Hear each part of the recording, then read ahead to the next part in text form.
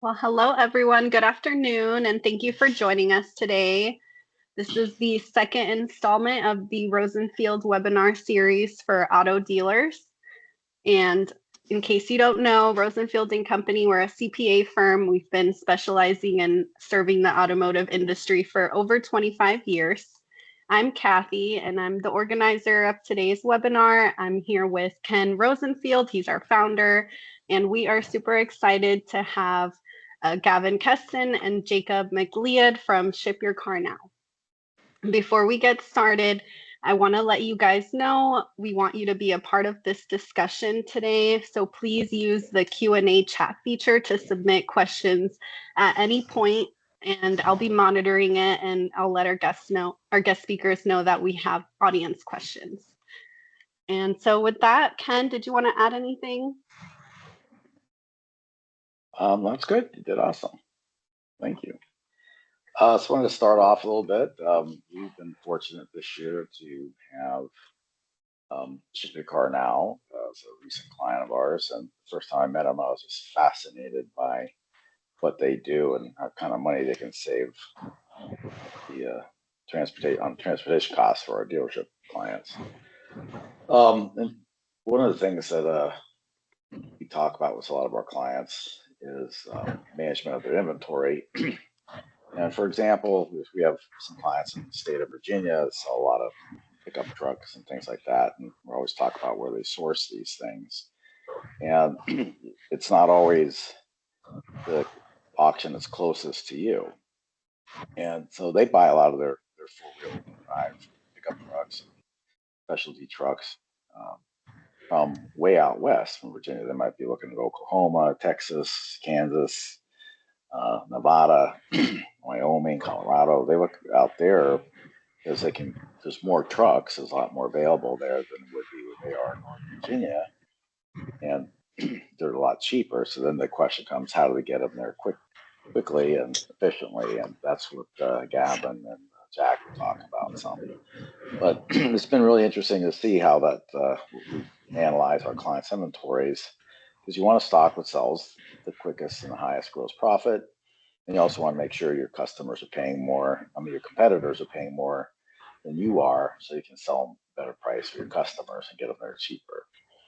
So it's all part of having the right inventory mix in your pool of inventory and buying them correctly and getting them there. So that's what these guys here. It's been fascinating to listen to their story and where they're at. I think it'd be great for our clients to hear what they have to say. So with that, go ahead, Gavin and Jack, and look forward to hearing what you have to say. Sure. Thanks again. So, as Ken said, we've been doing this for quite a while, and a little bit about our company's history is when we started, we primarily served the POV or retail consumer space. And what that did for us actually was unintentionally set us up to be right on the edge of the new world of inventory acquisition or dealerships. The traditional world was you had a buyer, he went to a local auction, he bought 20 cars, he went outside, he whistled for 3 trucks, and he said, "Hey guys, load these up and take them to the dealer." And the modern world is, a lot of virtual buying, simulcasting. You could have a buyer behind a desk. He's buying from 7 auctions at the same time, and maybe he bought 20 cars today from 7 or 8 different auctions. So our expertise was in moving, single and double unit moves as opposed to full truckloads. And as we started to see the proliferation of, simulcast auctions and companies like ACV coming to market, and then the traditional sort of juggernauts like Manheim kind of adjusting their models to accommodate for virtual buying, we were really in a great position with the network that we had created over the years, and really just our understanding of how to move individual units quickly and efficiently, right? So that's sort of what brought us to where we are today. And then somewhere along the line, we started to integrate some technology, which was cool. But we've really always kept focus on trying to best understand how our clients are viewing the world, and then how we can fit into their view on the logistics side. So I think we have a couple of slides we prepared as well. But Jake, anything you want to add to that? No, I can just do a quick intro for everyone here, just so you kind of have an idea of who I am, and Gavin, you could do the same, But spent in auto logistics, at least 12 of my last 19 years or so in the general logistics space, and at least 2 of those a couple of years ago decided for some strange reason to go ahead and open up a wholesaling and retail business as well. So I've been very involved in the our customer side essentially, and understanding like the idea of like how to buy, where to buy. As everyone knows, I'm sure on this call, right? The money's made on the buy side, not on the sell. And being able to source the right inventory at the right place for the right price at the right time is key. And it's not always as straightforward as it would seem, right? So really became an expert in, both sides of the logistics, sort of triangle there, right?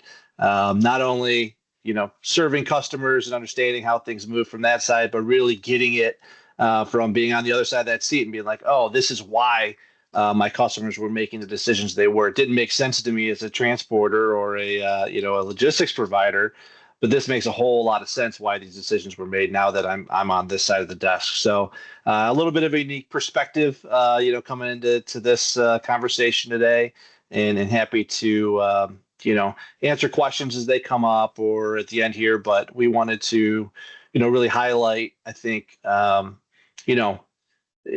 talked about it and Gavin talked about it, is a lot of the new ways people are buying, whether that's like a street buy and the technology that's out there for street buys, or the auctions and being strategic about where to buy, especially right now, right? I think in the last, 24 months, especially in the last 12, or maybe especially in the last 3, it's chippy to say the least, right? At the auctions, and prices are high, and you have to be smart about where you're sourcing stuff, and obviously who you're sourcing from. So happy to touch on those things today, as well as some, I guess we'll call them problems or challenges that we see in shipping and logistics, right, for dealerships, and some of the decisions that are made, and if we can help steer some of those decisions, and at least caution some of the folks on this call about what to look out for and help them do business better. That's what we're here for today. Absolutely.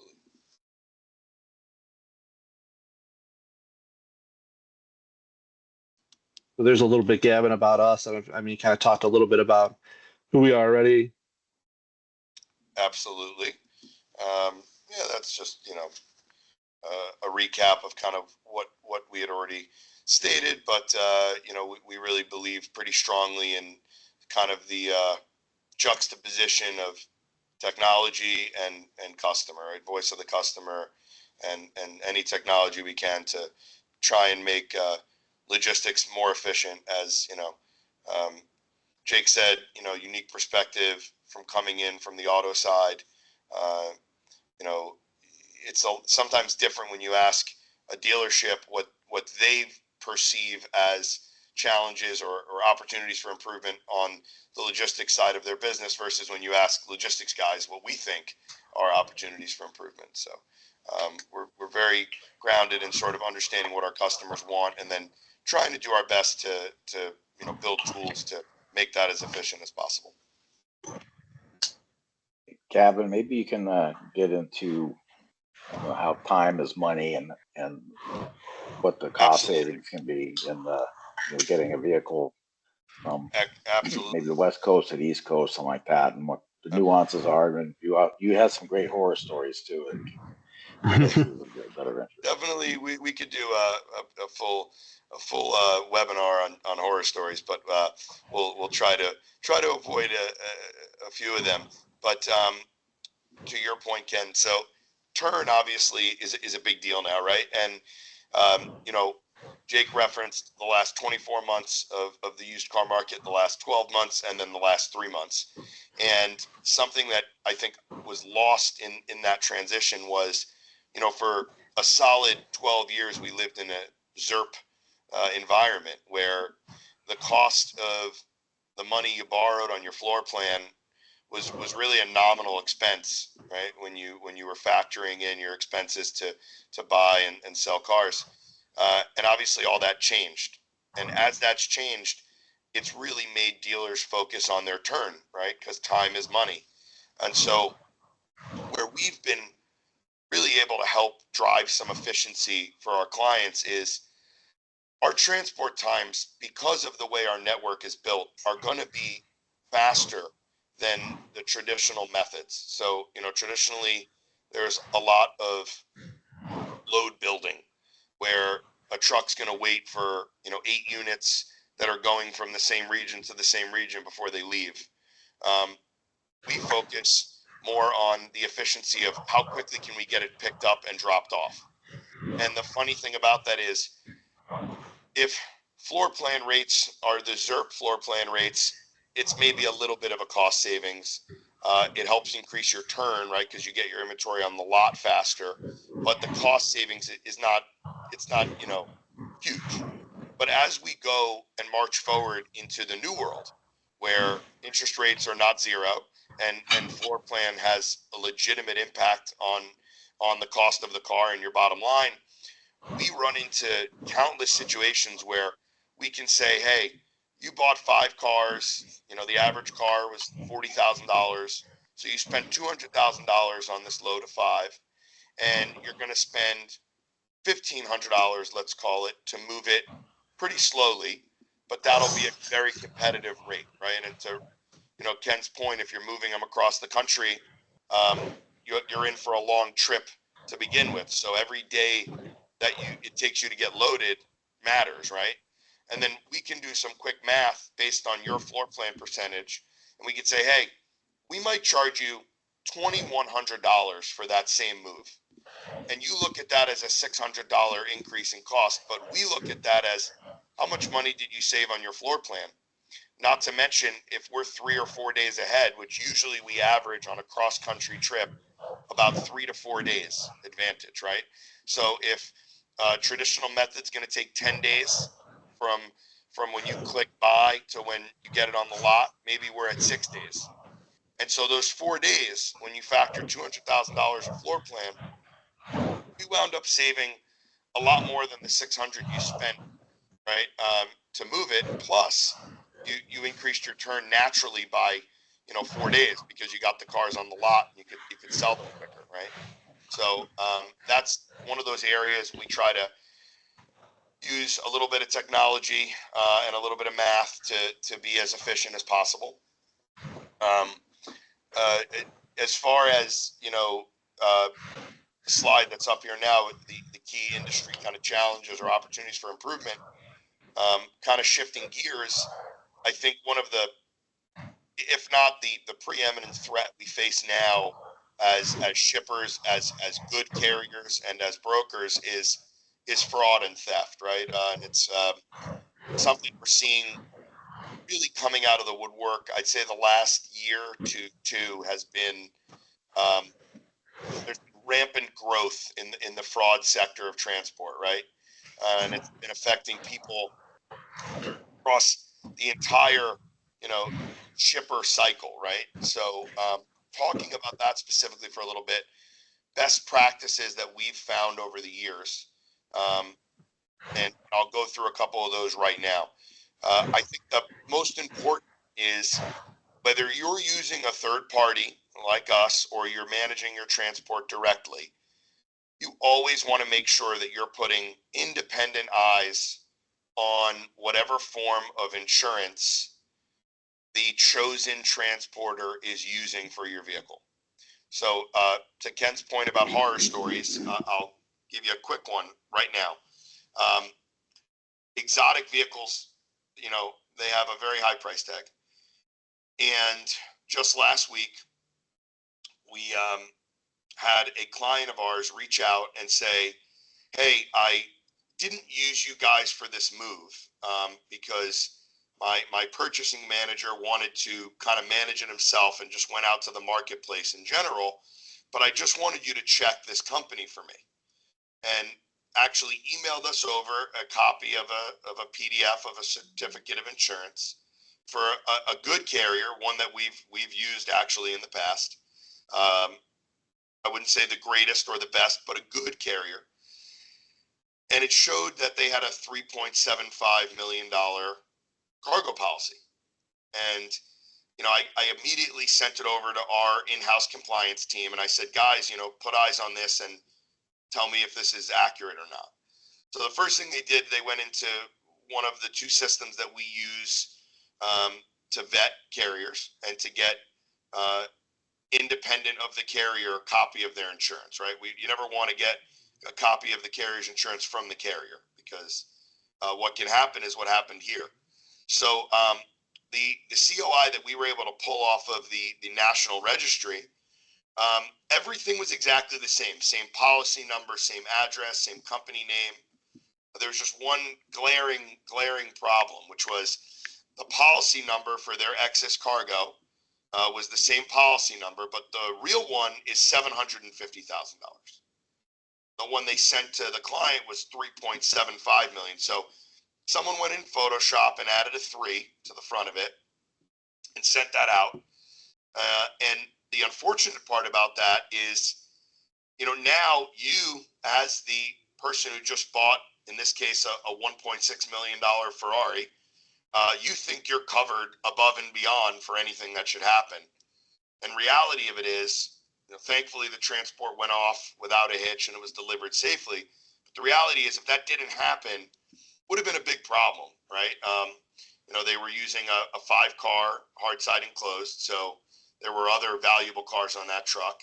And in the event of something catastrophic happening, that 750 is going to be divided amongst the 5 units, and therefore, on a car like this Ferrari wouldn't really cover much, right, as far as damage goes. So I think that's a super important point that really gets glazed over. A lot of people, whether they're managing their transport in-house or they're going direct to a carrier network and letting them manage it, really have to protect yourself and make sure you're getting, like I said, independent copy of that carrier COI every time, because if not, you can run into a major issue, like the one I just shared. Yeah, I'll kind of, beyond insurance, right? And you kind of mentioned the last year or so, probably the last couple of years of fraud really taking off, right? We had this weird black swan event here of COVID, and logistics transportation sort of was a rocket ship, right? I think everyone knows what they were paying for transport during that period, and it kind of introduced into the market a lot of waste.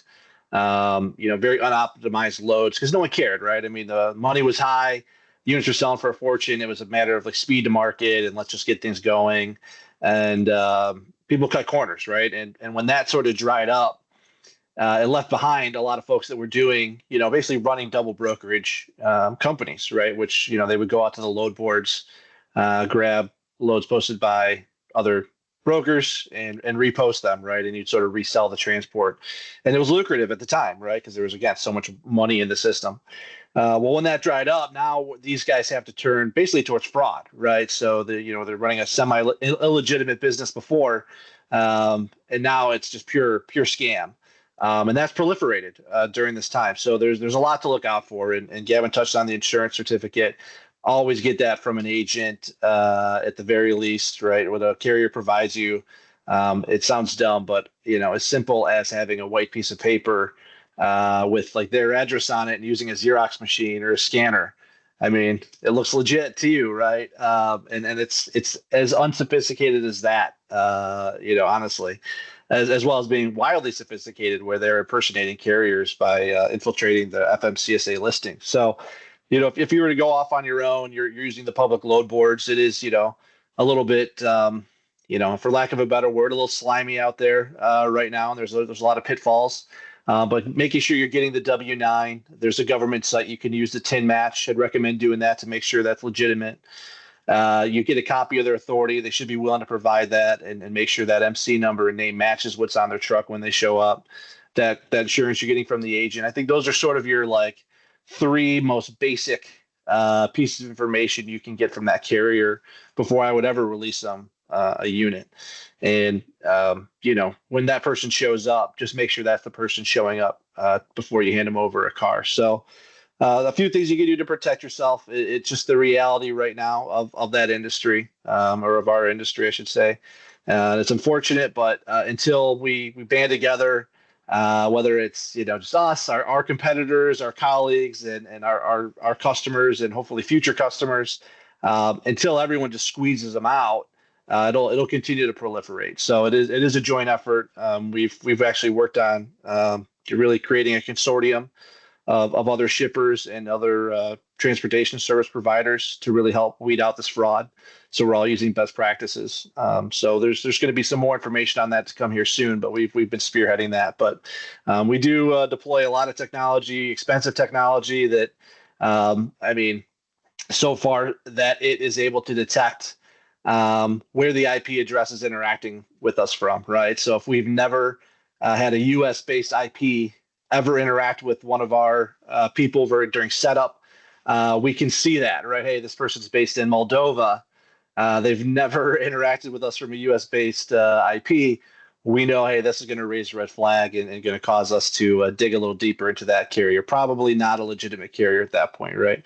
And this is stuff that isn't really accessible to the standard, the normal shipper, right? Or the used car manager. Why would you? Why would you have these systems, right? This is beyond, the role. And so, there's ways, like I mentioned, that you can protect yourself.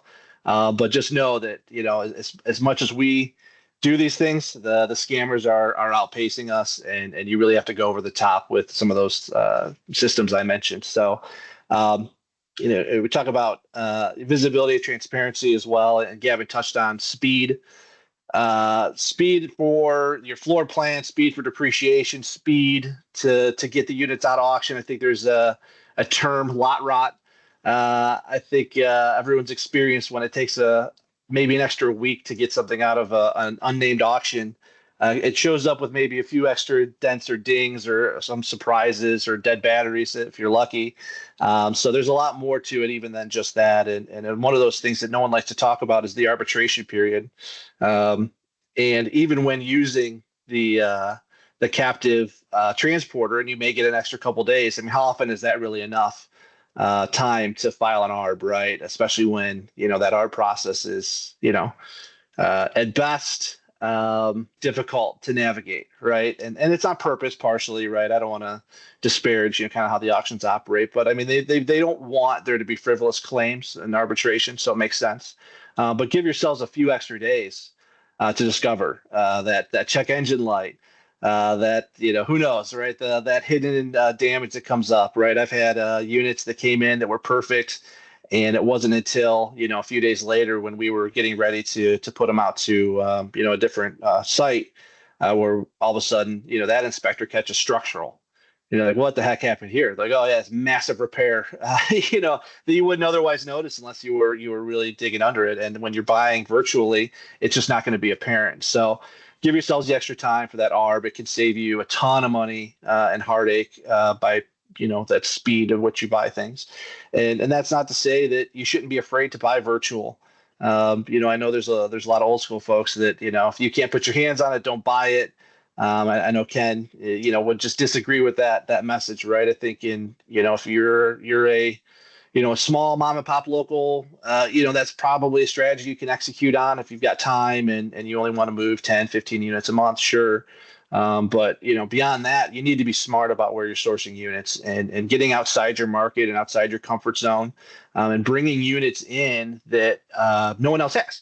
I mean, you talked about lifted trucks in Virginia, right? Well, where do I want to grab those? Do I want to grab that out of the Northeast or Michigan, with nice salty roads, and you got to deal with that?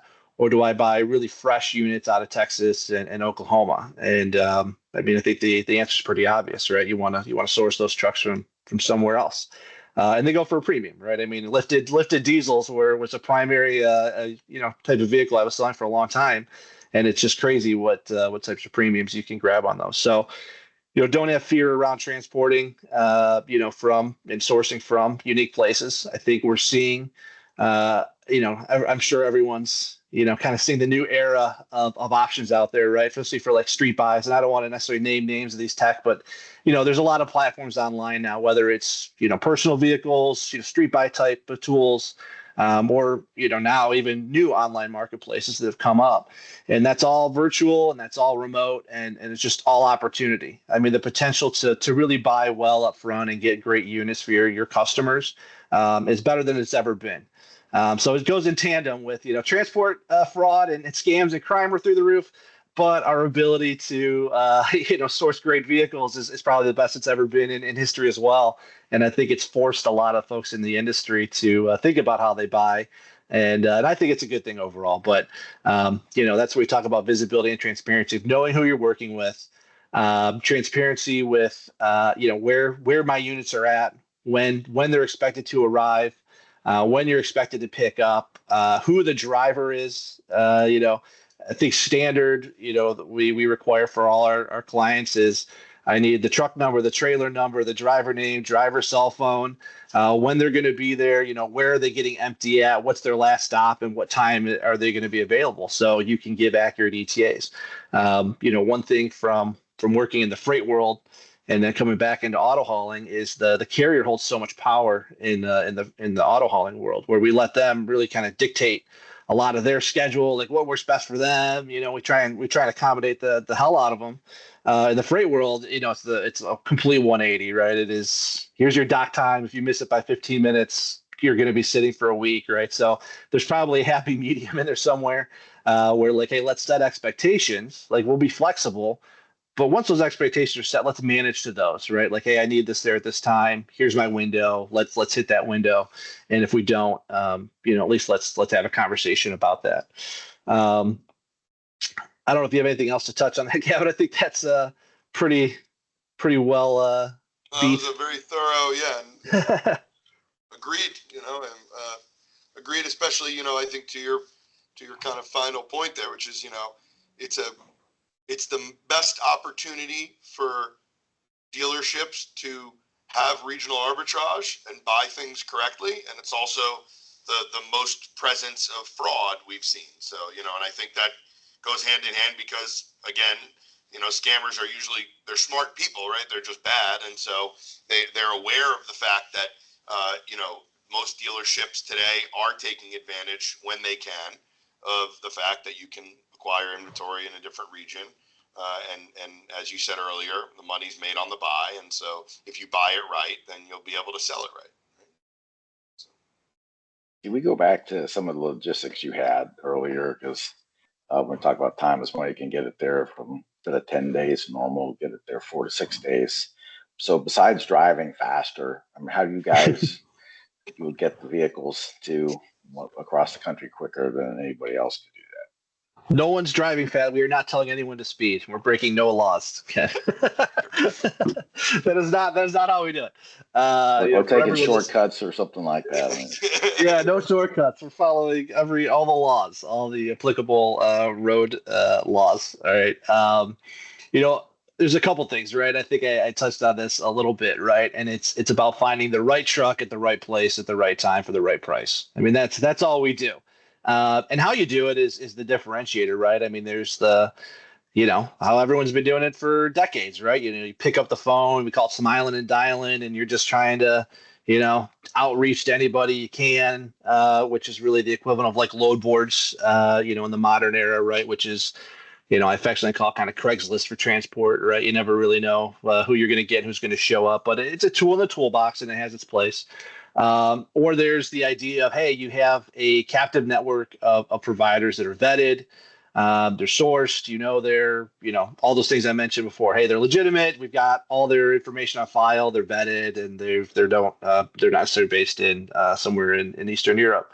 They may be, but they're well vetted. But that all being said, how do you then match that good carrier base, right? Not the unknown, not the dark side of the web. How do you match them with customer units that is the most efficient, right? The most operationally optimized to move it the best way possible, right? Gavin, I think, really touched on that when he's like, hey, before it's sort of this game of the driver picks one unit here, they're still on the website looking for another one. Oh, I'm gonna dog lay down here, grab another one. Ooh, I can drop these two now, and I'll pick another one up. And they're in charge of filling their truck from Seattle to Detroit. And when they do that, it's what's in the best interest of the driver. How are they maximizing their profit? They don't really care about the delivery times necessarily. They're just trying to maximize their space and utilization, which is understandable. But when you're able to fill that truck for them, like I have these 3 units en route, and this is the plan. Don't deviate from it. You're already set. That driver no longer has to spend their time, effort, energy of trying to fill their own truck and play, Jenga with those units. They can then say, "Oh, cool. Well, yes, the rates would be higher if I was individually picking singles all the way, but it does take more time. There's more effort." Or these folks at SYCN kind of built me a load. I'm going to be able to utilize my truck to the maximum efficiency, and I'm going to be able to get everything loaded and offloaded within 6 days instead of 14 because I don't have to do the work on my own. Yes, am I going to make single pricing all over the U.S.? No, but I'm doing it in half the time. What's that opportunity cost to do that? And ideally, right, in the perfect world, when this works out, there's more SYCN loads for this guy to take, right on the back end. Like, hey, we know you're delivering to Detroit on Friday. We actually have another 3 units going down to, Chicago. Do you want to go ahead and just take those two on the way back? And so that it's a matter of just kind of managing that, having the visualization of that data, having the technology that can do that smart matching, and less reliance on just whoever happens to be there, is there and is willing to call you and take that load. And I think that's the biggest differentiator. It's not asking anyone to drive 100 miles an hour or take some rural routes. I've been down some forestry roads on accident, and they were not shortcuts. So we don't want to do that with any customer vehicles. Those are long cuts in an 8-car hauler, right? Yeah. Good answer. You guys do any international transportation as well, like into Canada, Mexico, South America, or anything like that? We do. So I'll let Jake talk about cross-border because although that's international, it's kind of its own animal entirely when we talk about Canada. Internationally, not in North America, we do as well.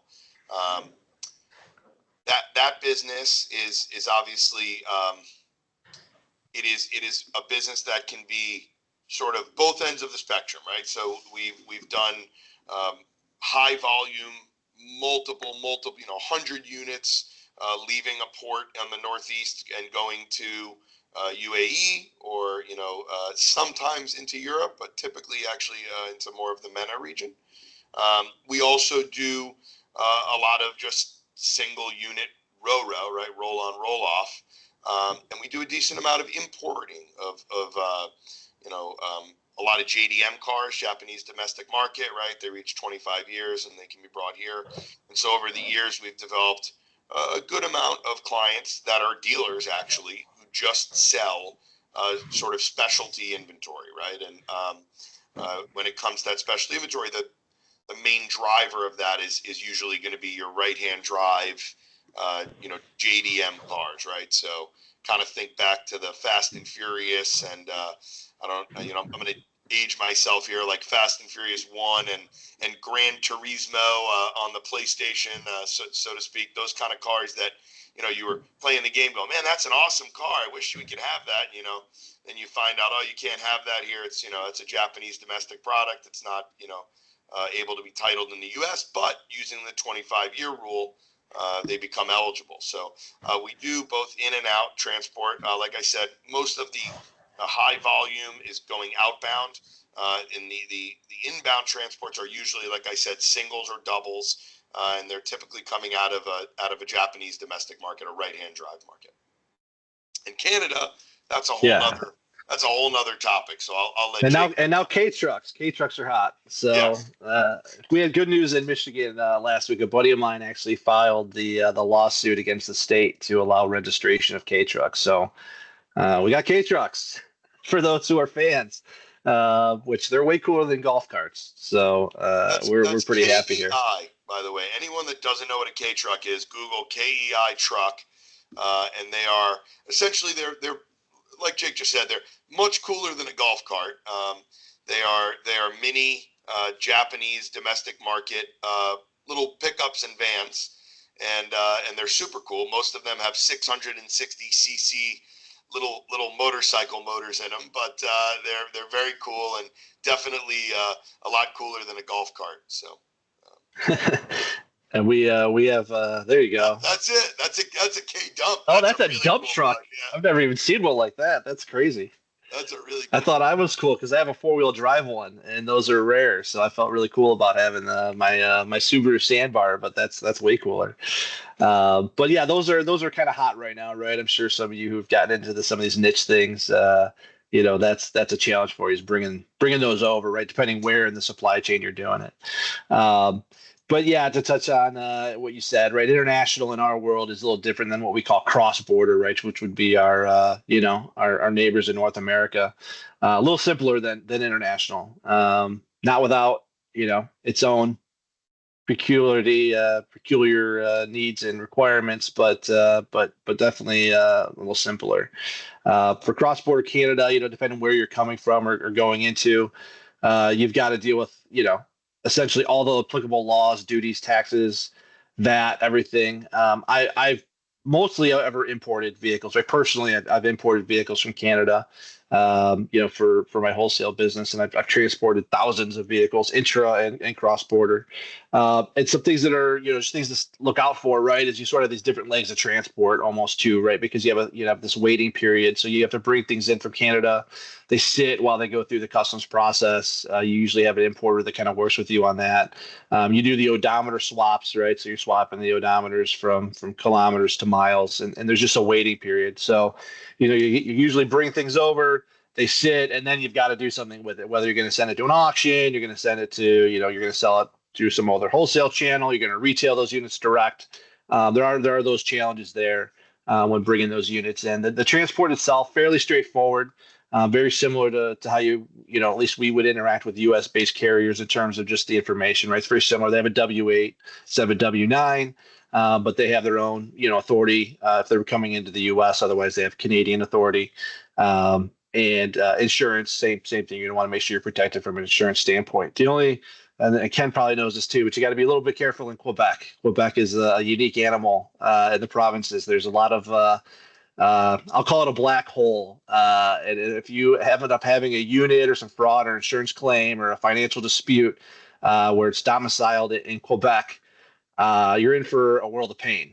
And unfortunately, there's really no recourse. So I'd avoid doing much with French Canada if you can, because you can just have things stolen, and there's really not a lot you can do. So be aware of that. Unfortunately, I know it from personal experience. And I've worked with debt facilities, right, in my days where they would not, for covenant purposes, right, they would not even take into account revenue from any French Canada-based companies that are anyone based in Quebec. They don't even count towards your covenant totals because they know it can be uncollectible. So just a little tidbit there, unrelated to logistics, but be aware of doing business in Quebec. But the other things you got to look out for are the Canadian drivers are allowed to go intra-Canada. They may be locked in provincially, right? So you want to make sure that if you're going to have a cross-provincial move, if you're doing intra-Canada for whatever reason, they are specific to province. U.S. Or Canadian-based carriers can enter the U.S., right, with passport, the right drivers, with all the proper customs, everything like that. But they cannot then move freely throughout the U.S., right? So if you have a Canadian driver delivering units to, Flint, Michigan, that driver then cannot take units from Flint and deliver them to, Manheim, Detroit. They wouldn't be allowed to do that. They have to take a load that's bound back towards Canada. And because of that, it causes problems in pricing, right? Sometimes they're just going to charge you empty round trip miles. They often get stuck on one side or the other. It can sometimes lead to really good pricing for you, right? If you have the backhaul of the units going back into Canada, you could probably buy really, really well. But something to be aware of if you're going to be doing any importing and cross-border. The other thing to keep an eye out is HST, GST, right? Sometimes people don't realize there's this sort of like tax liability that follows.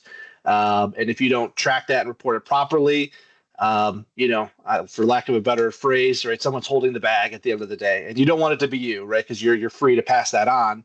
But if you don't do it properly, the Canadian government's going to come for you, and they're going to look for their money. And it's not insignificant. We're talking 30-40%. So it is good to know what you're doing in Canada if you're going to operate any business cross-border or intra-Canada. Mexico is a little more interesting. There's not as much freedom to move across the border, so there's a lot of transloading and a lot of partnerships involved. I would tell you not too much crosses. Not too many people buy out of Mexico and like the used car single market. Probably more goes down south than anything. But if it goes in any large quantities, rails generally the preferred mode of transport. OEMs will look at short sea, right? So they'll just take a steamship from like Veracruz up to one of the ports to move in large numbers. It's highly inefficient to just go over the road, but it does exist. One thing to note, if you're going into Mexico or coming out of Mexico, there's no insurance. Once something's in the country of Mexico, unless you're buying an all-risk policy on your own, and they're aware that it's based, it's going to be in Mexico, there really is no recourse. So just be aware that if you do any business in Mexico, if that car disappears, you're on the hook. So those are a few pitfalls of Canada, Mexico. I'm happy to answer any specific questions if anyone in the gallery has any about that. But that's a pretty high level overview for 5 minutes, right? Is it easy to get insurance for those kind of deals when you're going cross border like that? Short answer, yes. Just, easy and money are correlated. The more money you're willing to spend, the easier it is, right? If you're looking for a deal, no, right? I mean, you got to look at this from the insurance company's perspective a little bit. What's the risk of a Bentley getting stolen crossing the border in Mexico? Is it fairly high or is it very low? It's probably pretty high. So, the insurance company is going to basically charge for that. There are limits. I think the highest amount of insurance you can purchase for in Mexico is either 400,000 or 500,000. I think it's 400,000. So there are even limits that, you can even purchase basically, anyone's willing to give you. And it's not cheap, right? I mean, you're talking thousands of dollars to purchase that type of policy versus like intra-US all risk insurance on 400,000.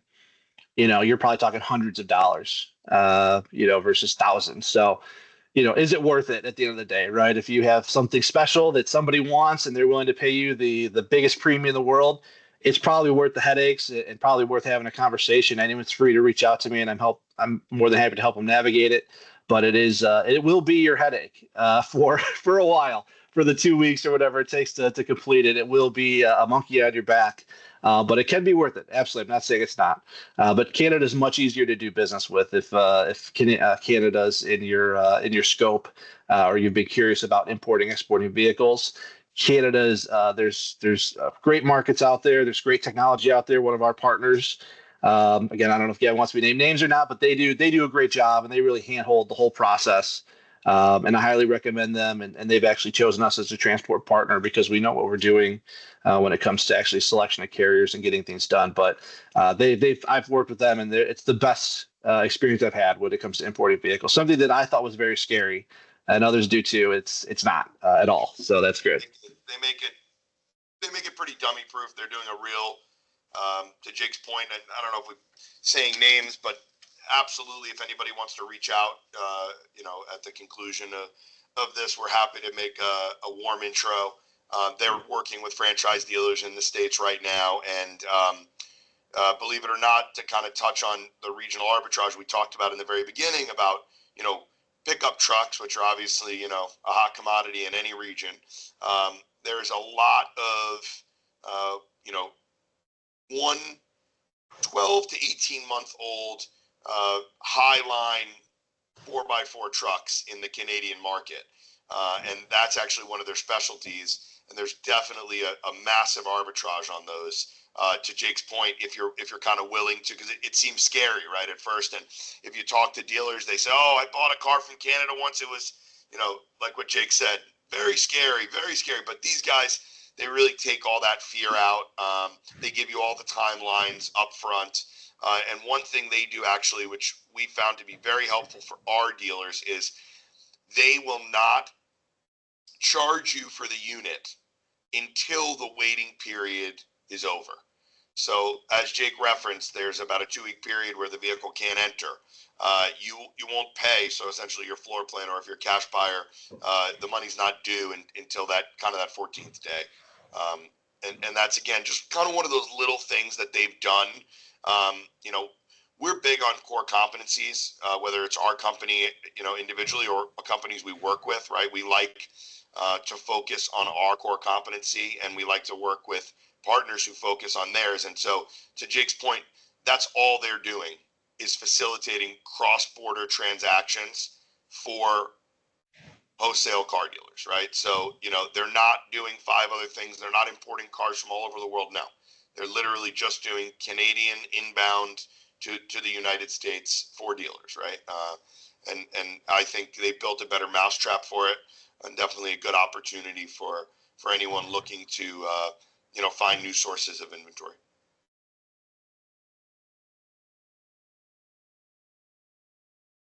Did we get any questions or anything yet, guys? Or We do not have any questions right now, but if anyone would like to submit any in the Q&A feature, please do so. yeah, happy to. Nothing's off limits. Do you guys get involved in shipping as well? So not just in your normal transport trucks, but like maybe shipping, like you talked like the UAE or something like that, or Europe. Yeah, like ocean. Some of the nuance. Yeah. Ocean freight. Yeah, and we actually do a decent amount of kind of non-conforming freight as well, right? So large tanks, boats, RVs, things of that nature, and that business started from just moving a lot of work fleets, right? So moving a lot of work trucks or vans, and then a company says, hey, by the way, we're moving these vans, but we have to move this tank with it, or this huge piece of machinery. And so we've been in that space for quite a while with that. And then, yeah, of course, anytime you're doing multimodal transport, right? A car coming from Texas going to Europe, right?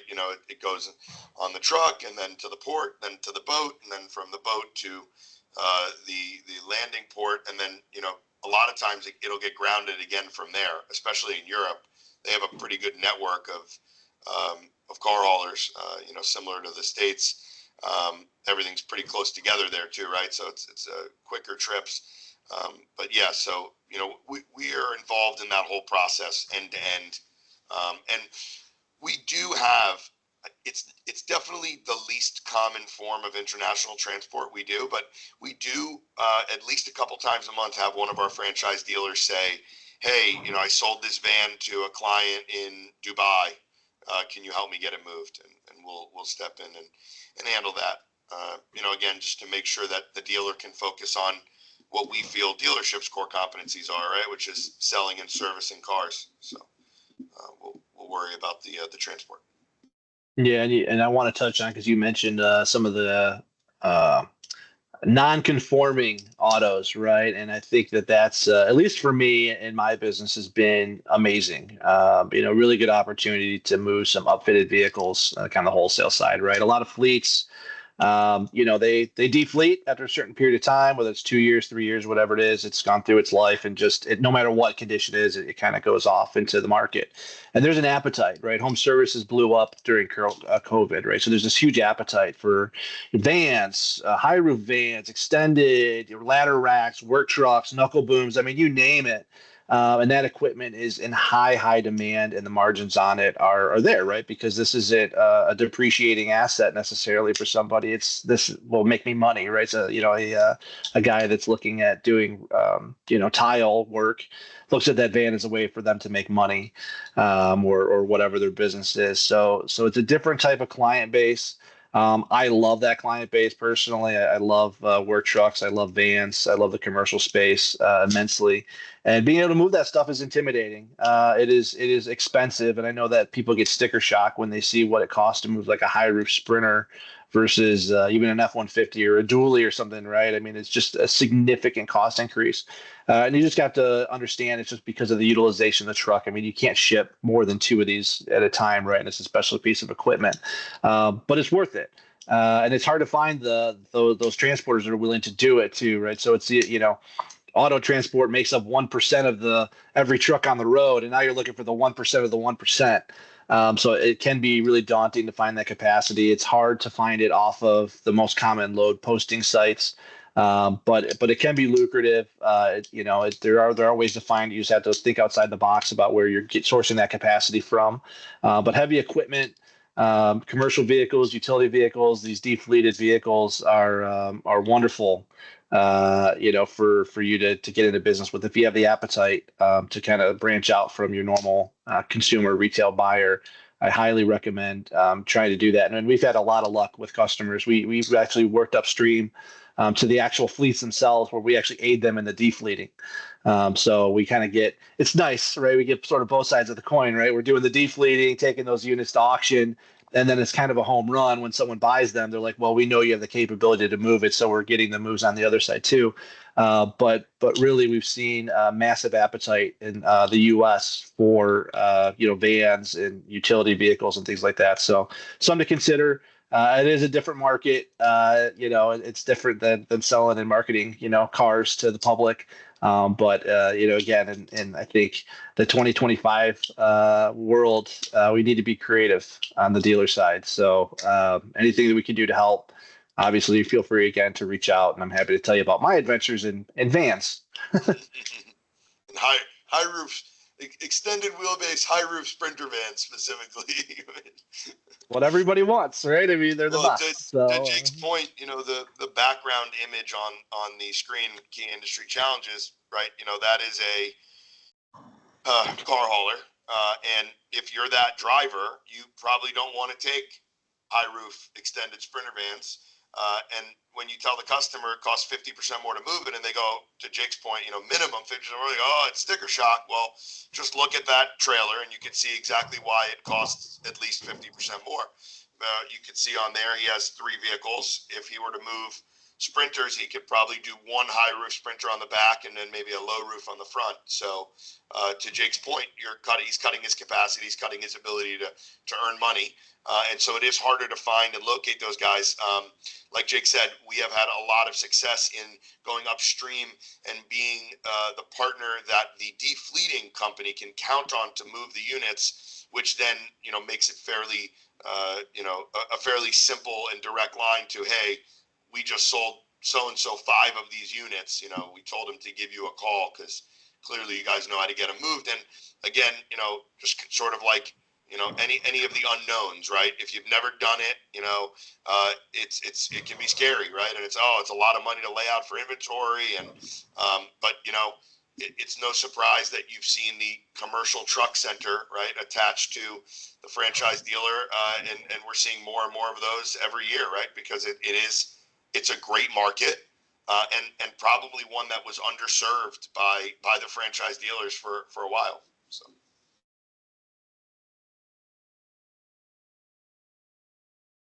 Thank you. We're getting a little close to our time now, so I'm going to share our contact information in case you guys would like to connect with us. And is there anything else we'd like to add before we end off here today? Yeah, I mean, I'm happy to, at least just recap a little bit. It's a bit of a minefield, logistics, and no matter who you're working with, whether you're doing it yourself or you're working with somebody, you find yourself a good partner, or I'm more than happy to talk to whoever is doing this on their own at your dealership level. And just give you the tip sheet, right? A nice 1-pager. Again, I think to point out, right, especially when it comes to the fraud piece of this, our goal is to just get this out of the system. So I'm happy to provide a 1-pager of like tips and tricks, best practices, things to look out for. At least set yourselves up for success. And I would, not only because I'm speaking on behalf of a provider, but because again I'm passionate about this. I'd press whoever you're using today. If you're using another broker provider, I would ask about what they're doing for fraud, how they're vetting carriers, and if I don't think it's out of the realm of reasonableness to ask for the same documents. Like, hey, could you provide me with this carrier's W-9, their copy of their authority, their insurance, and I want to know the driver's name and cell phone number that's going to be here. I think those are all reasonable requests. So if there's one thing I can leave everyone with, it'd be around fighting fraud. And if it's too good to be true, it probably is. So keep your head on a swivel, and good luck. It's going to be an interesting 25. Absolutely. Yeah, I echo your sentiments. Thanks again, guys, for giving this platform to kind of share a little bit about what it is that we've done and how we look at the world of logistics. And absolutely, what Jake said, fighting fraud is, paramount and certainly number one on our list, above and beyond, gaining a client or moving a car ourselves, right? If we can get the bad actors out of this industry, it benefits every single person all the way down. You name it, anyone in the ecosystem gets benefited. So that's definitely a big focus for us. And like Jake said, we definitely have a one-sheeter we're happy to share. If you're a person who likes information overload, we have a giant PowerPoint all about fighting fraud from the consortium that Jake mentioned. We formed with a few of our competitors, friendly competitors, last year. So both of those are available. Just email or reach out any way you like, and happy to provide that information. And thanks again, everybody. Thank you. That was great. Guys. All right, everyone, enjoy the rest of your day. Thank you so much for joining. Thanks, you guys too. Thank you. Appreciate it.